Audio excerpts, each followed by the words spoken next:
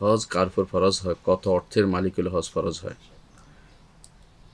তো হজ কার উপর ফরজ হয়?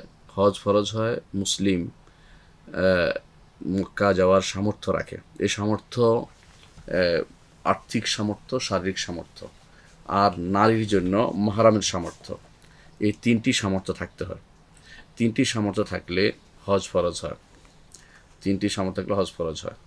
তো এর মধ্যে যদি কেউ শারীরিক সামর্থ্য থাকে, আর্থিক সামর্থ্য না থাকে, কিন্তু মক্কায় পৌঁছে গেছে, তার উপর হজ ফরজ হয়ে যাবে ওই সময় গেলে।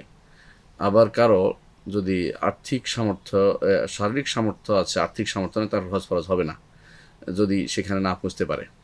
তো আর নারীদের জন্য অবশ্যই অতিরিক্ত একটা জিনিস লাগবে, সেটা হচ্ছে শর্ত, সেটা হচ্ছে তারা মাহরাম পেতে হবে। মাহরাম ছাড়া তাদের উপর হজ ফরজ হয় না। এবং তাদেরকে সহযোগিতা করা স্বামীদের কর্তব্য হয়ে দাঁড়ায়, বা তাদের মাহরামদের কর্তব্য হয়ে দাঁড়ায়।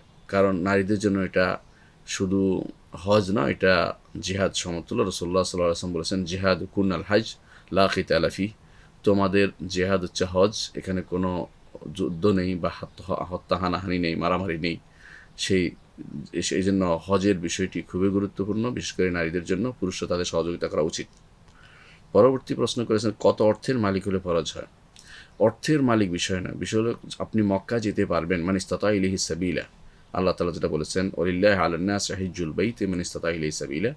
আল্লাহ তাআলা মানুষের হজ ফরজ করে দিয়েছেন যে সেখানে যাওয়ার সামর্থ্য রাখে। কেউ যদি অল্প পয়সা যেতে পারে যাবে, কেউ যদি কম পয়সা বেশি পয়সা যেতে পারে যাবে।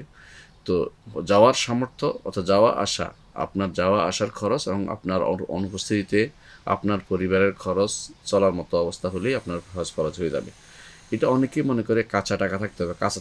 কাঁচা টাকা থাকা জরুরি নয়। কারো যদি কোনো স্থাবর সম্পত্তি থাকে খুব বেশি, তারা এটা বিক্রি করলে বাকিটা দিয়ে পরিবার চলতে পারবে, এরকম হলে ওইটা বিক্রি করেও তার উপর হজ করা ফরজ হয়ে পড়ে।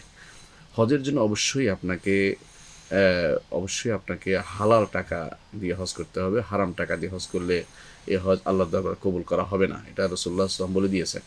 হজের রেকাবিতে পা রাখে যখন বলেন লাব্বাইক, তখন যদি আপনার টাকা হারাম হয়, বলা হবে না লাব্বাইক ওয়ালা সাদাইক, তোমার লাব্বাইক গ্রহণ করা হলো না।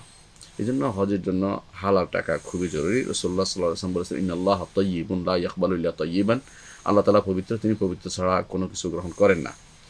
এরপর রাসূলুল্লাহ সাল্লাল্লাহু আলাইহি ওয়াসাল্লাম বলেছেন, একজন মানুষ লম্বা সফর করে অর্থাৎ হজের সফর করে, কিন্তু সে হজের সফরের এই সময়ে সে আশারাতা আকবারা, উস্কো খুস্কো চুল নিয়ে আল্লাহকে ডাকছে, আকবারা দুলি মলিন অবস্থায় ডাকছে, কিন্তু আল্লাহ তার ডাকে সাড়া দিচ্ছেন না। কারণ তার খাবার হারাম, পানীয় হারাম, এবং সে হারাম দিয়ে শরীর গড়েছে, হারাম কাপড় পরে দেওয়া বস্ত্র তার সাথে আছে। এই জন্য গুজিয়াবে হারাম দিয়ে শরীর করেছে, এই জন্য আল্লাহ তাআলা তার দোয়াতে সাড়া দিবেন না।